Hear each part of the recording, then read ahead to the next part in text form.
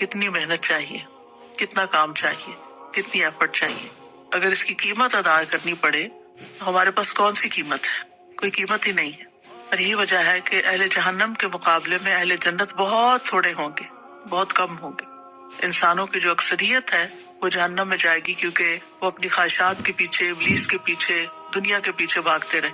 پھر سب سے بڑے درجے والا جنتی، صحیح مسلم کی روایت میں آتا ہے، موسیٰ علیہ السلام نے پوچھا کہ سب سے بڑے درجے والا جنتی کون سا ہے؟ اللہ تعالیٰ نے فرمایا وہ تو وہ لوگ ہیں جن کو میں نے خود منتخب کیا ہے. سبحان اللہ. اللہ نے چن لیا ان بندوں کو اور ان کی بزرگی اور عزت کو اپنے ہاتھ سے بند کر دیا اور پھر اس پر مہر بھی لگا دی. تو یہ چیزیں نہ تو کسی آنکھ نے دیکھی ہیں اور نہ کسی کان نے سنی ہے اور نہ ہی کسی انسان کے دل پر ان نعمتوں کا خیال گزرا ہے. اس کا مصداق اللہ تعالیٰ کی کتاب کی یہ آیت ہے، فَلَا تَعْلَمُ نَفْسٌ مَّا أُخْفِيَ لَهُم مِّن قُرَّةِ أَعْيُنٍ. اس کے بعد جنت الفردوس جو سب سے بلند اور سب سے خوبصورت جنت ہے. نبی صلی اللہ علیہ وسلم نے فرمایا فردوس جنت کا ٹیلا یعنی اونچا مقام ہے، وہ جنت کا اعلیٰ اور افضل اور خوبصورت حصہ ہے. نبی صلی اللہ علیہ وسلم نے فرمایا جب تم اللہ سے سوال کرو تو جنت الفردوس کا سوال کرو، کیونکہ وہ جنت کا اعلیٰ اور افضل حصہ ہے. یعنی مانگنے میں کیا مشکل ہے؟ اللہ تعالیٰ کے لیے دینے میں کچھ مشکل نہیں. تم مانگو اس سے، اور اگر ہم مانگیں گے تو اللہ تعالیٰ شاید کچھ اچھے عمل کی بھی توفیق عطا فرما دے. تو انسان کے ارادے، خیالات اونچے ہونے چاہیے. Think high.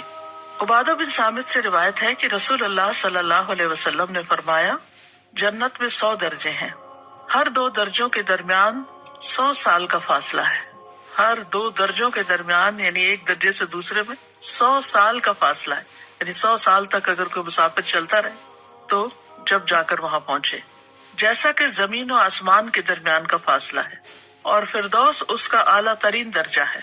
اس سے 4 نہریں نکلتی ہیں اور اس کے اوپر عرش ہے. جب بھی تم اللہ سے سوال کرو تو اس سے جنت الفردوس کا سوال کرو. اللہ اکبر. کتنی وسعتیں ہوں گی، کتنی وسعتیں. آپ سوچئے کہ زمین و آسمان کے درمیان کا فاصلہ، پھر 7 آسمان ہیں ایک کے اوپر ایک طباقہ، پھر اس کے بعد جنتیں ہیں، پھر ان کے 100 درجے ہیں، اور بعض روایات میں قرآن کی جتنی آیتیں اتنے ہیں، اور پھر وہ بلند ترین جنت الفردوس، اور پھر اس کے اوپر رحمان کا عرش. اتنی ہمارا امیجنیشن تھک جاتا ہے کہ ہم وہاں تک امیجنیشن میں بھی نہیں پہنچ پاتے کہ جتنی بلندی ہے. اس کے لیے بلند ایمان اور بلند اخلاق اور اچھے کاموں کی ضرورت ہے. میں سوچ رہی تھی کہ کتنے چھوٹے چھوٹے اعمال کے ساتھ بھی جنت کو کنیکٹ کیا گیا. جیسے چھوٹی سی بات ہے کہ وضو کے بعد آپ پڑھیں، دعائیں وضو کے بعد کی تو اس کے ساتھ دروازے کھل جاتے ہیں. پھر کل میں بچوں کو وہ سید الاستغفار سکھا رہی تھی، اس میں ہے کہ صبح اگر پڑھیں تو شام تک کوئی فوت ہو جائے تو جنت میں جائے گا.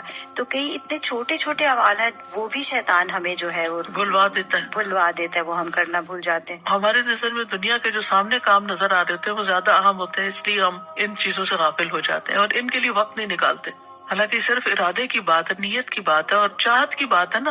شوق کس چیز کا ہے؟ ہم نے شوق دنیا کی چیزوں کے ساتھ لگا لیا. اور یہ جو 12 سنتیں ہیں ان کو بھی ہم اگر کرنا چاہیں تو کر سکتے ہیں. جی. ارادہ بس کر لیں. باقی چیزوں کے لیے اگر وقت نکل آتا ہے تو کیا انہی کاموں کے لیے وقت نہیں ہے؟ سوچنے کی بات ہے نا. اور پھر طلبگار جنت کے جن کی کوئی وقت نہیں. مچھر کے پر برابر نہیں اللہ کے نزدیک دنیا کی چیزیں.